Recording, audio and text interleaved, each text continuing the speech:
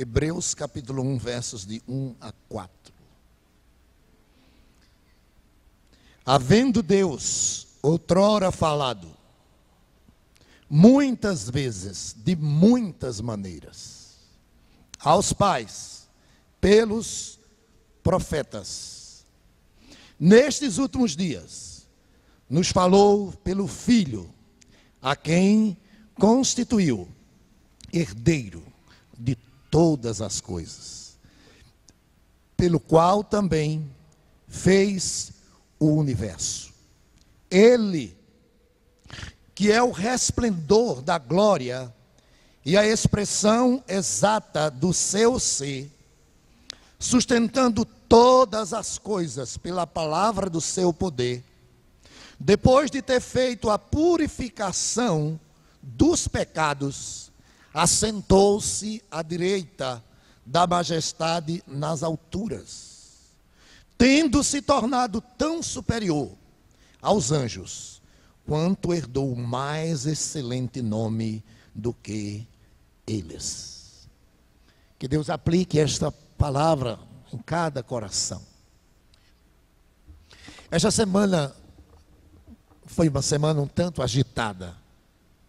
Confesso, os irmãos, que eu gostaria de desligar a minha mente para me concentrar tão somente na leitura das Escrituras, tanto para a minha própria edificação, como a edificação de todos vocês. Eu estava na expectativa essa semana de viajar. Estava na expectativa de receber um chamado que ocorreu, mas para viajar no dia 8, portanto, de amanhã a 8 dias, devo viajar para a cidade de Caetité, onde ali serei submetido a uma cirurgia.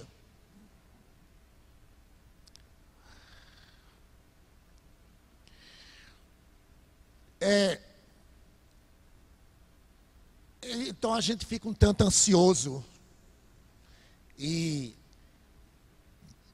além dos pecados outros que existem, isso atrapalha, de certa forma, a nossa comunhão com Deus, principalmente no sentido de ouvir sua voz, aquilo que quer falar o nosso próprio coração e aquilo que quer que transmitamos aos outros. Eu não tinha nenhuma expectativa de estar aqui hoje. 2 dias atrás, eu peguei um livro para ler de teologia. Fazia muitos anos, muito tempo, melhor dizendo, que eu não lia um livro especificamente de teologia sistemática. E queria contemplar alguma passagem daquele livro para minha edificação. Fui muito abençoado com um comentário desse texto aqui. E há alguns anos atrás, nós pregamos, baseado nesse texto aqui também. Me veio à memória de algo que tinha dito tempos atrás à igreja. Mensagem essa que estive proferindo em vários lugares, por onde estive. Hoje eu estava procurando anotações daquele texto e procurei, mas não achei. Então, ali na Escola Batista, hoje à tarde, eu me tranquei ali para tentar esboçar alguma coisa para a nossa meditação nesta noite aqui.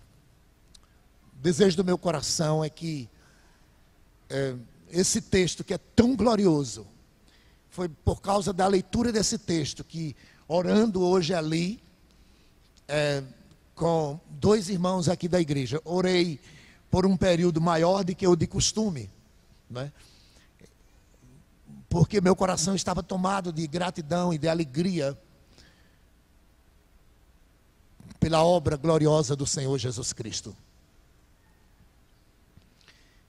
Aquilo que Ele fez por nós, a mediação de Jesus em nosso favor, que se manifesta aqui nesse texto lido, bem como em todo o livro de Hebreus. Nos seus ofícios, Ele é o nosso profeta, sacerdote e rei. Conforme cantamos há pouco, o cântico último entoado diz: profeta, sacerdote, rei do mundo criador. pois esse texto também fala que ele é o Criador, além de profeta, sacerdote e rei. E nós estivemos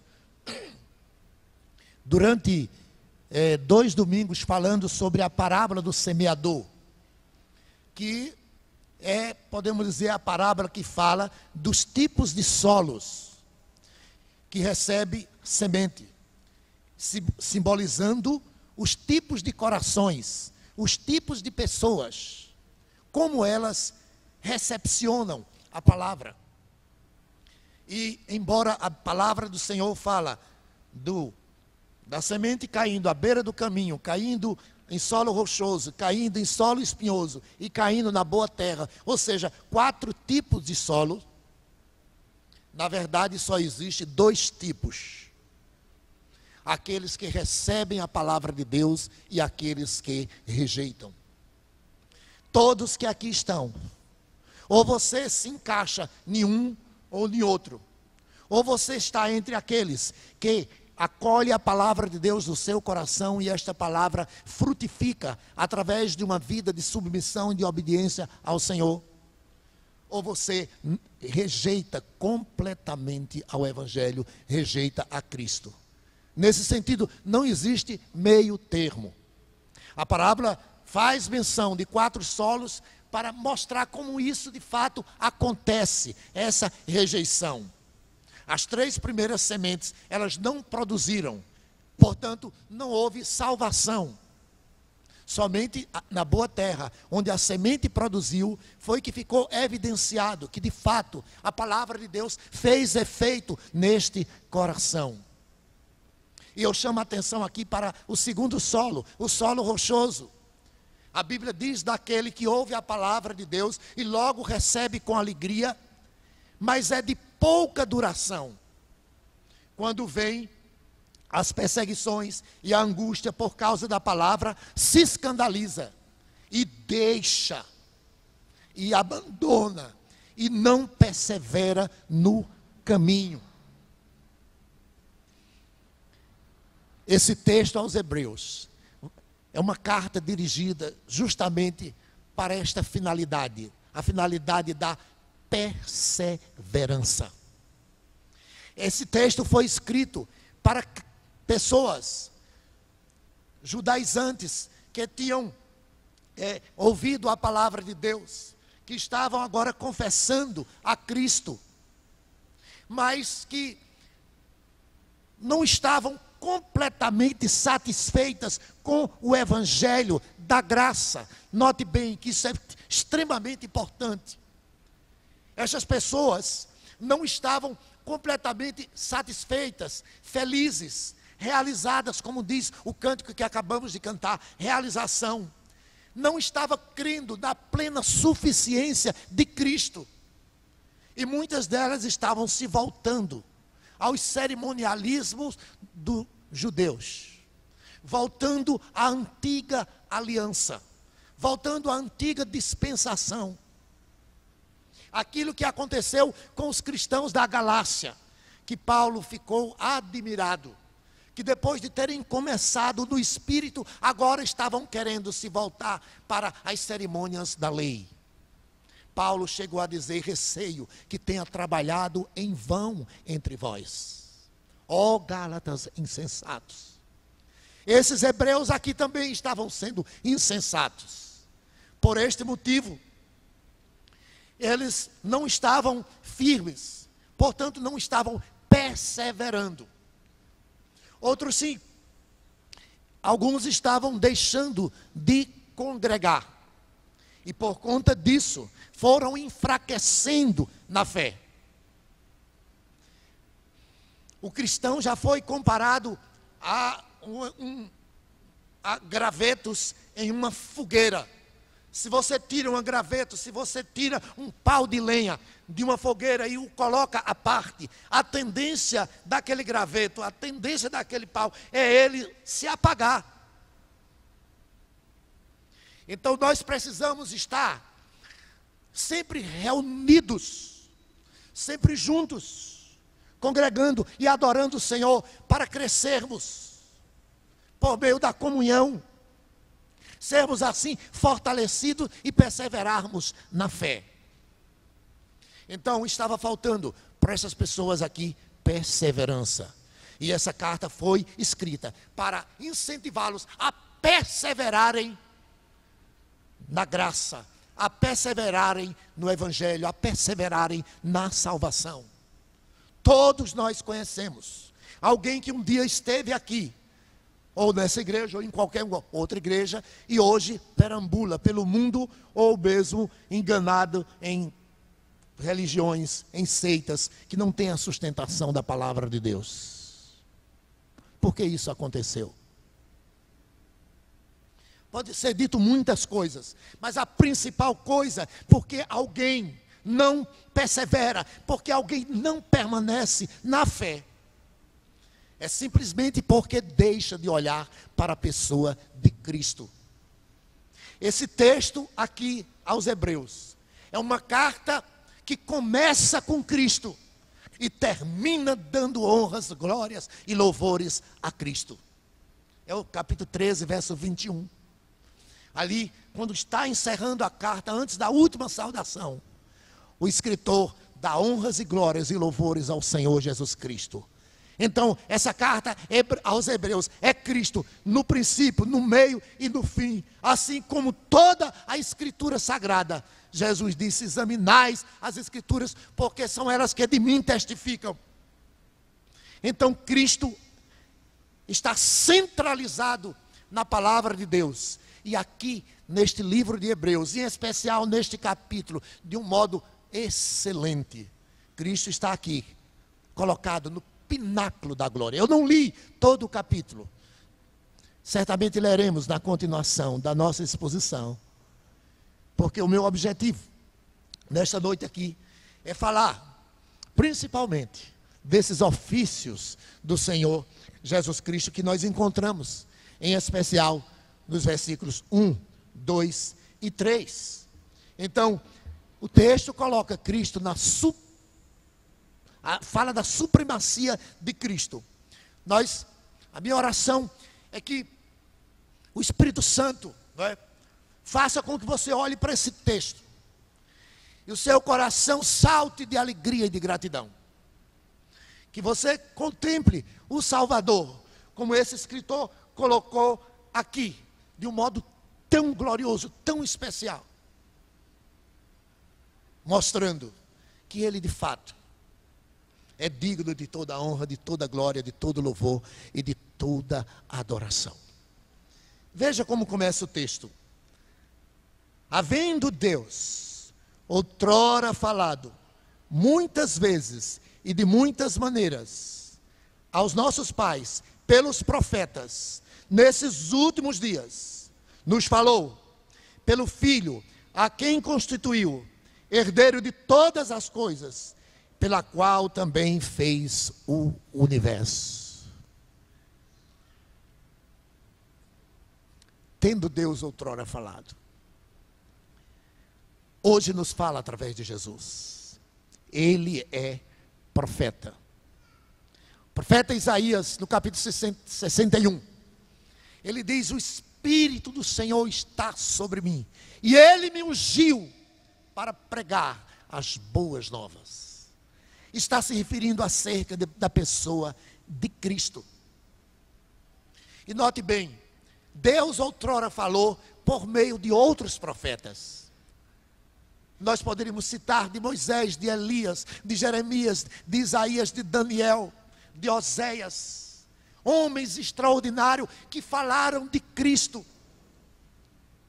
profetizaram, denunciaram o pecado, falaram das grandezas de Deus, da salvação, conclamaram o povo ao arrependimento. Moisés talvez tenha sido o maior de todos eles nas páginas do Antigo Testamento.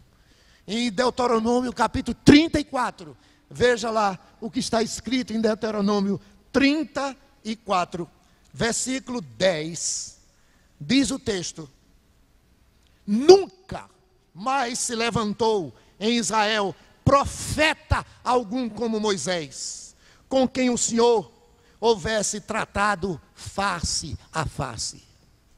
Que coisa extraordinária, meus irmãos.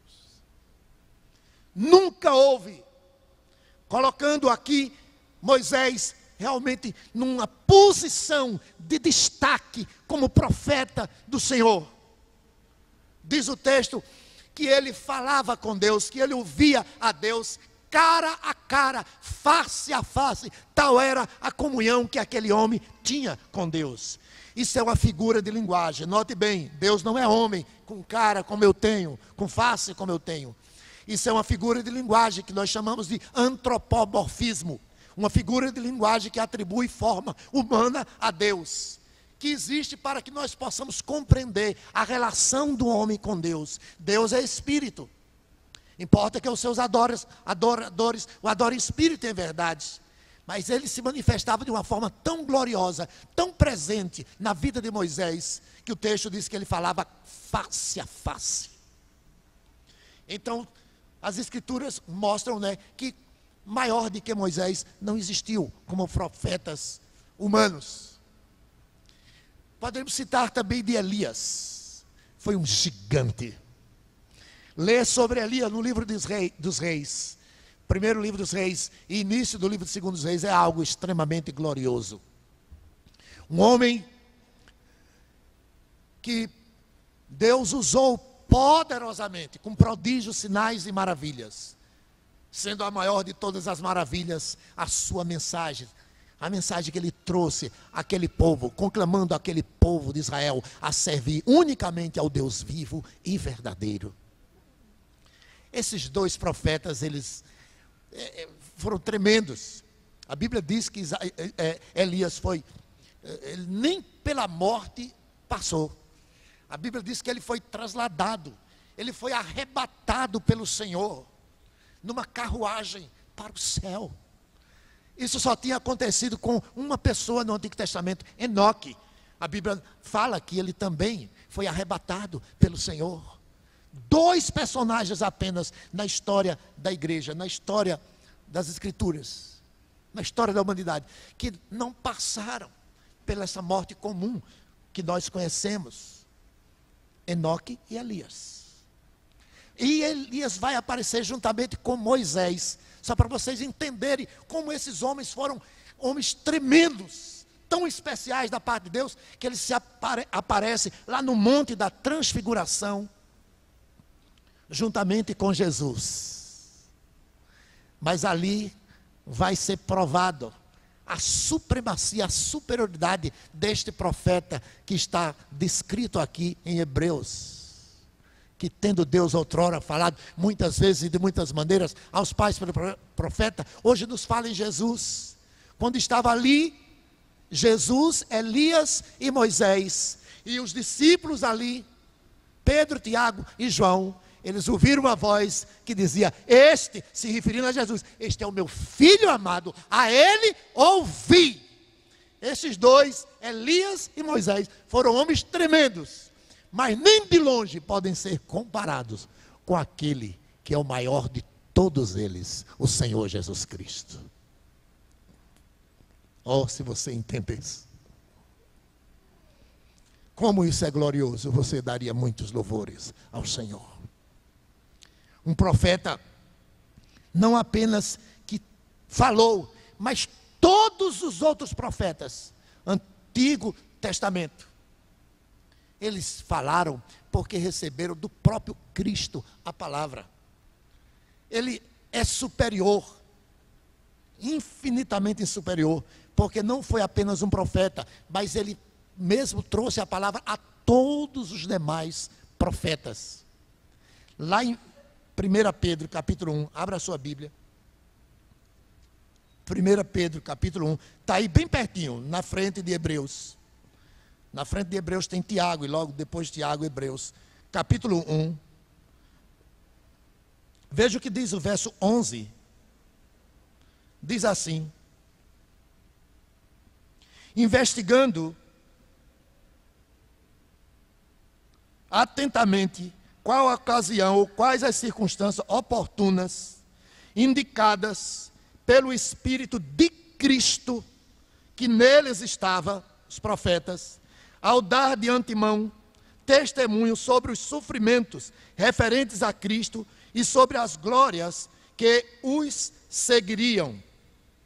A eles foi revelado que não para si mesmo, mas para vós outros, ministravam as coisas que agora vos foram anunciadas por aqueles que pelo Espírito Santo, enviado do céu, vos pregaram o Evangelho, coisas essas que os anjos anelam prescrutar. Cristo, portanto, o inspirador dos profetas do Antigo Testamento e daqueles que profetizaram, que anunciaram a palavra de Deus no Novo Testamento também. Então, ele exerce esse ofício de uma forma gloriosa. Deixou todas aquelas pessoas que lhe ouviam, verdade que nem todas acolheram a palavra, mas ficavam maravilhadas com a mensagem que o Senhor transmitia. Então, tendo Deus outrora falado muitas vezes e de muitas maneiras, hoje nos fala através de Jesus. Tinha vezes que o Senhor não usava um profeta diretamente às pessoas, falava por meio de visões e de revelações. Em especial aos profetas, ele se revelava assim, para que eles transmitissem às pessoas. Eu estou dizendo isso para chamar a atenção de todos aqui, que não é mais desta forma que Deus fala aos corações. O texto é muito claro, tendo Deus outrora falado, hoje Ele nos fala através de Jesus. Se você quiser ouvir Jesus, abra as páginas das Escrituras, em especial abra as páginas do Novo Testamento, abra as páginas dos Evangelhos, que é ali onde o Senhor Jesus Cristo fala de um modo glorioso. Mas toda a Escritura fala acerca de Jesus.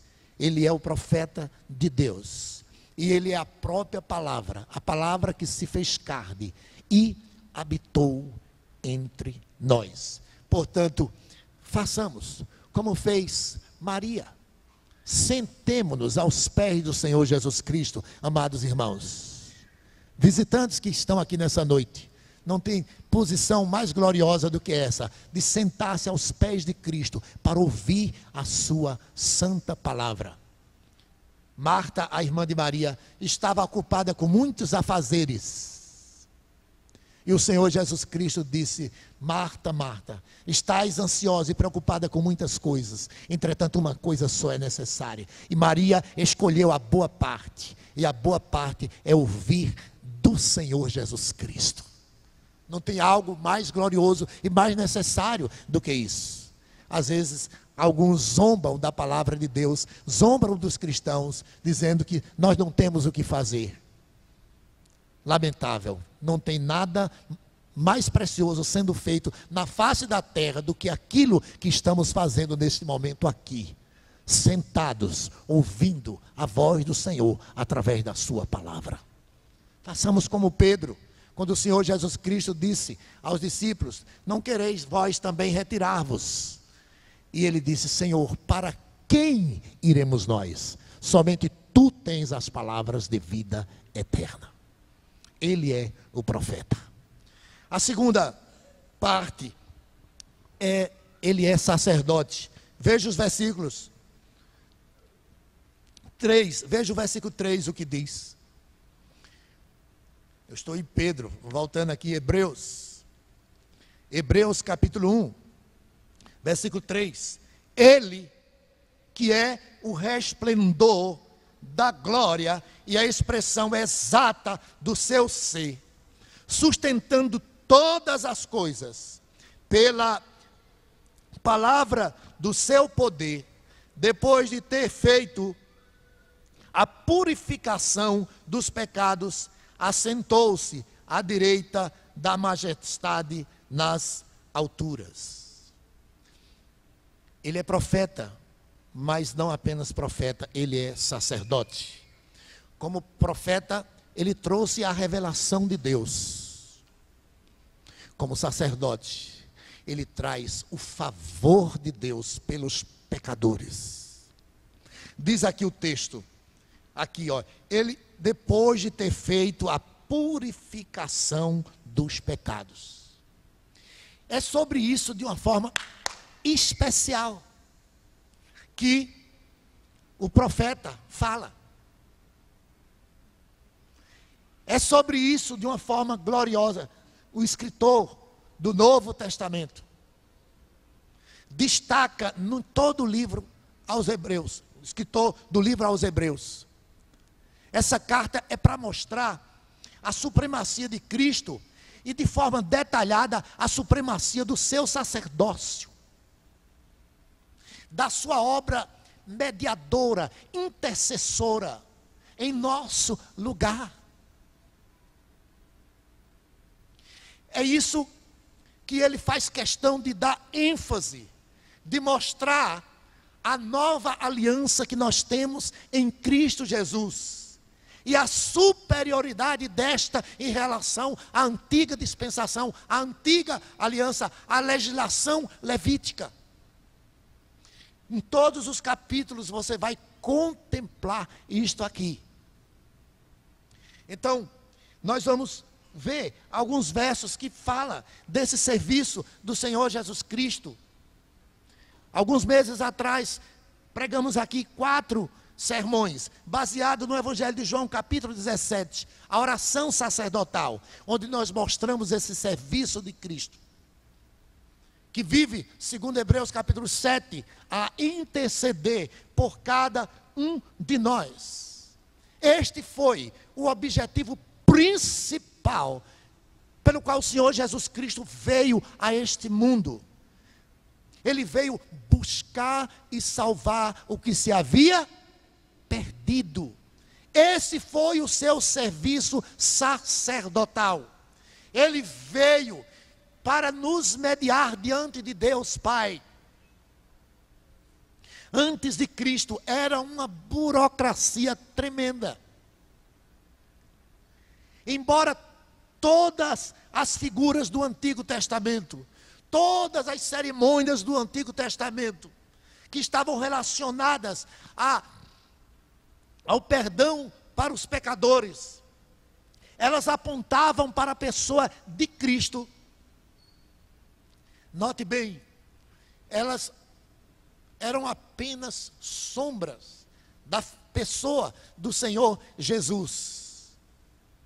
A sua superioridade sobre isso é tremenda. Outrora, para que o homem recebesse perdão dos seus pecados, era necessário que se usasse sacrifícios de animais que simbolicamente representavam a pessoa de Jesus.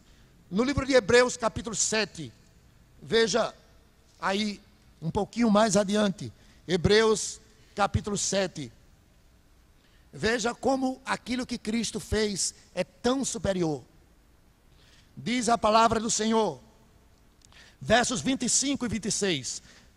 Por isso, também pode salvar totalmente os que por ele se chegam a Deus, vivendo sempre para interceder por eles.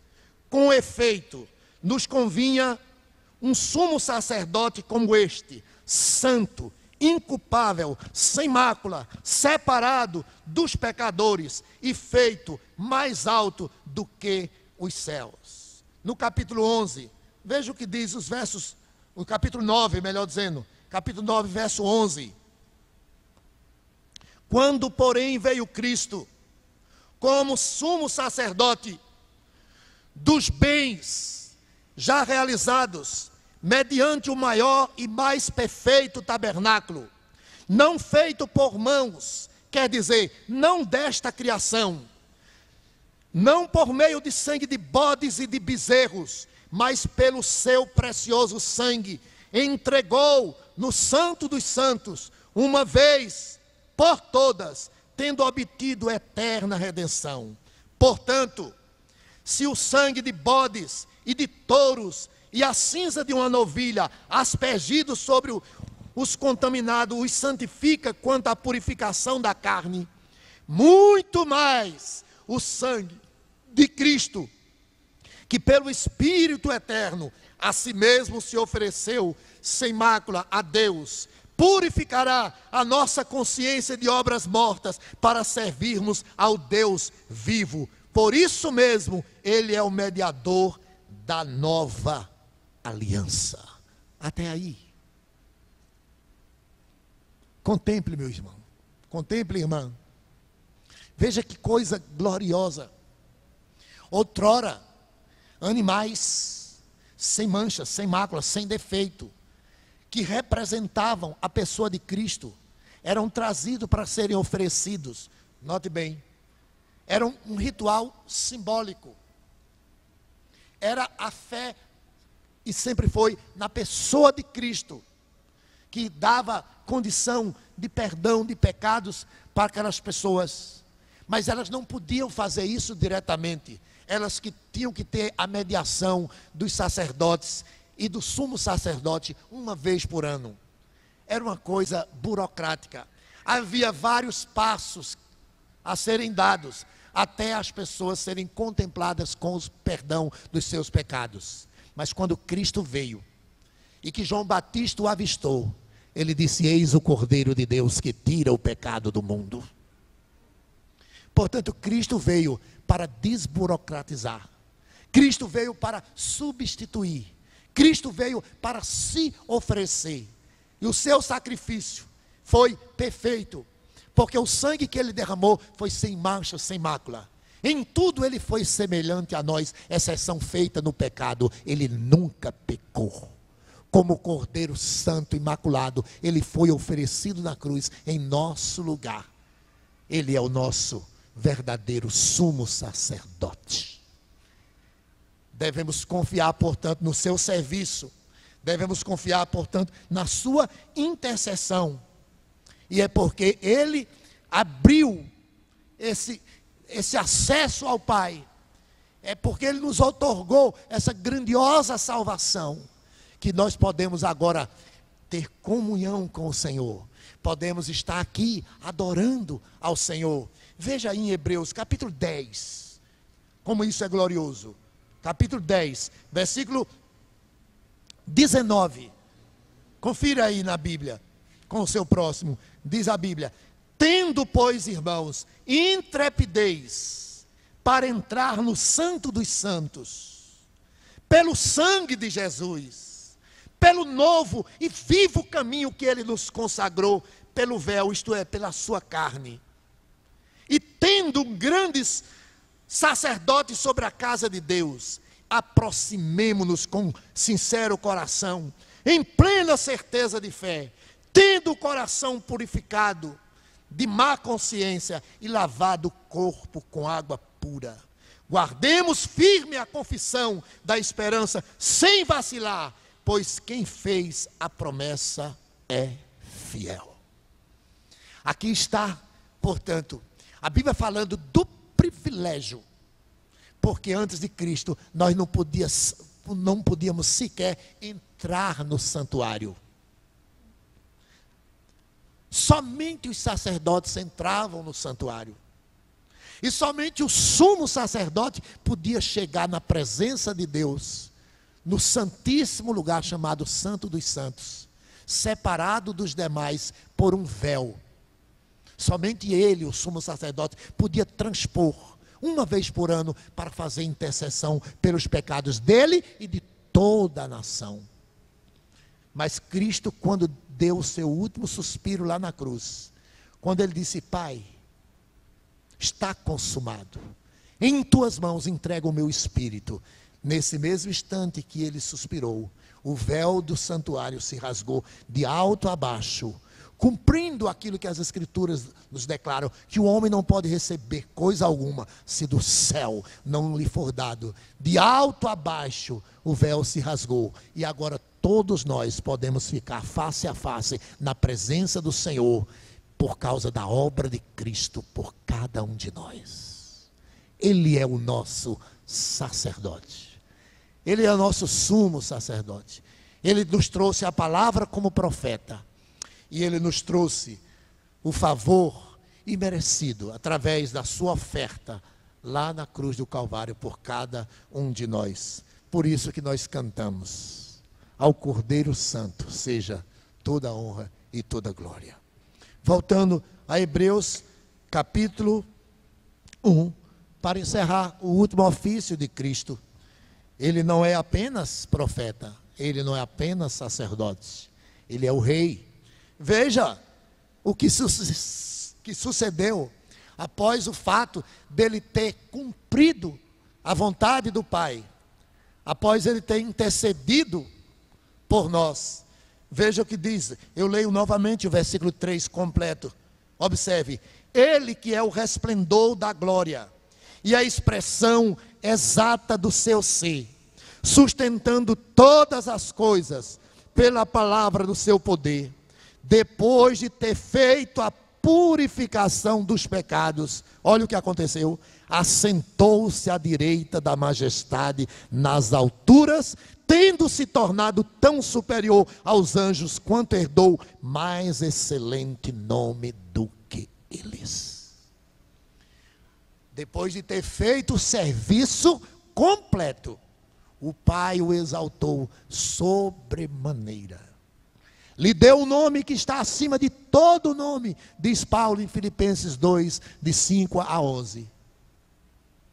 O nome que está acima de todo nome, para que ao nome do Senhor Jesus Cristo se dobre todo o joelho no céu, na terra e debaixo da terra, e toda língua confesse que Ele é o Senhor, para a glória de Deus Pai. Ele não é apenas o rei, Ele é o Rei dos reis e Ele é o Senhor dos senhores. E o texto de Hebreus, que não foi lido no princípio, agora a gente lê, a partir do versículo 5, veja aí o seu reinado, a sua majestade, a sua posição gloriosa. Pois o texto diz, verso 5, pois a qual dos anjos disse jamais, tu és o meu filho, eu hoje te gerei. E outra vez diz, eu lhe serei pai, e ele me será filho. E novamente, ao introduzir o primogênito no mundo, diz, e todos os anjos de Deus o adorem. Ainda, quanto aos anjos, diz, aquele que aos seus anjos faz ventos e aos seus ministros labareda de fogo. Mas acerca do filho, o teu trono, ó Deus, é para todo o sempre. Ele é rei. O seu reino é eterno, o seu reino é glorioso.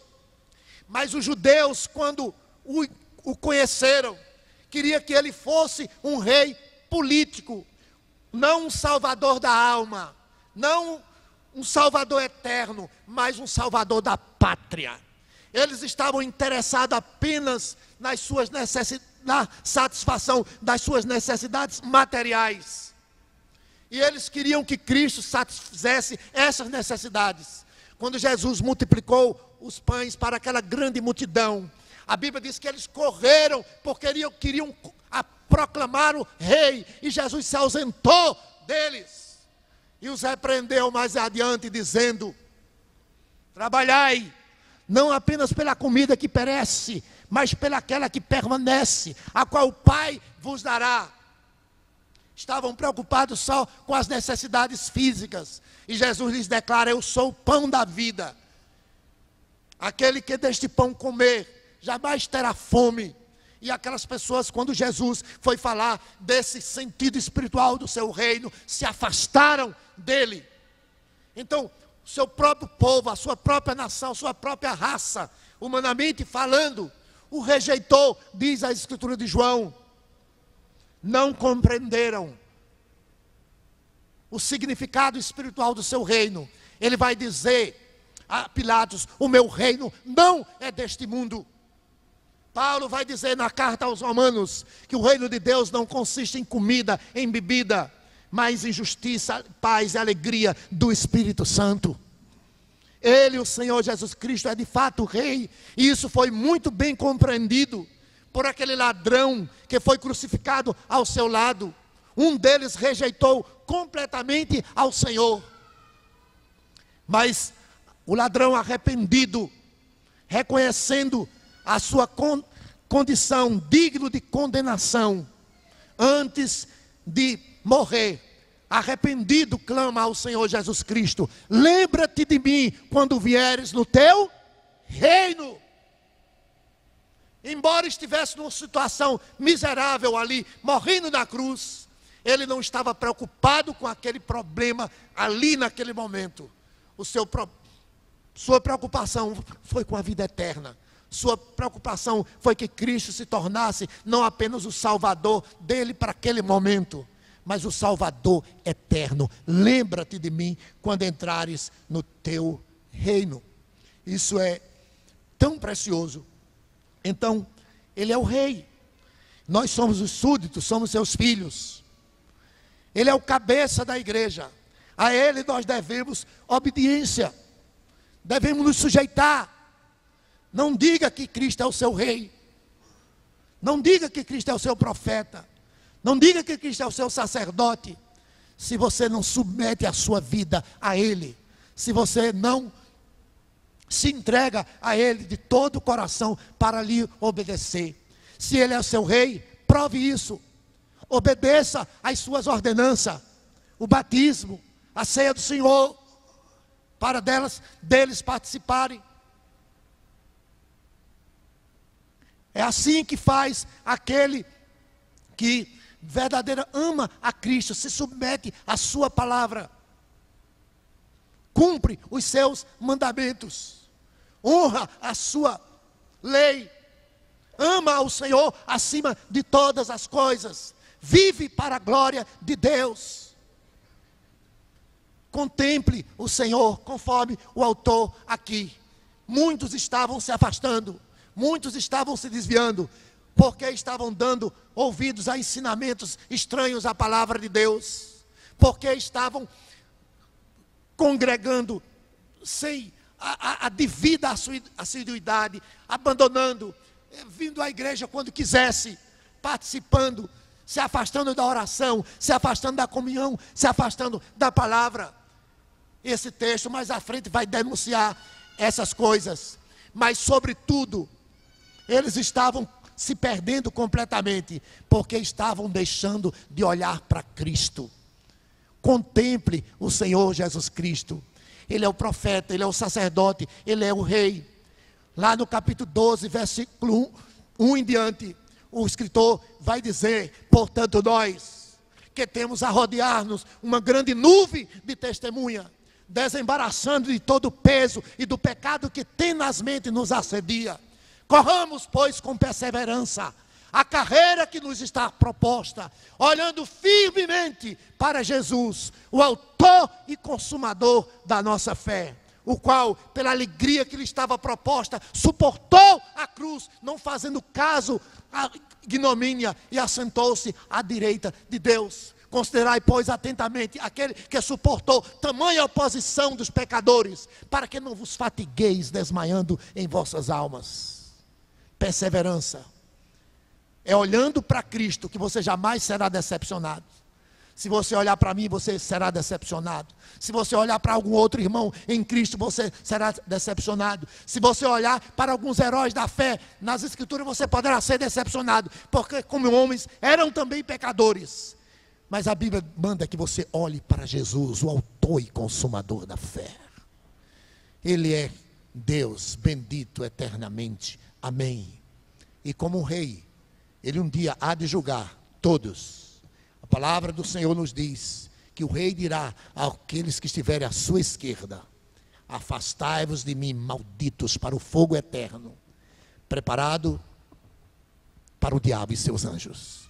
E diz o texto, Mateus 25, que o rei dirá aos que estiverem à sua direita: bem-vindos, filhos, possuem por herança o reino que vos está preparados desde a fundação dos tempos, do mundo.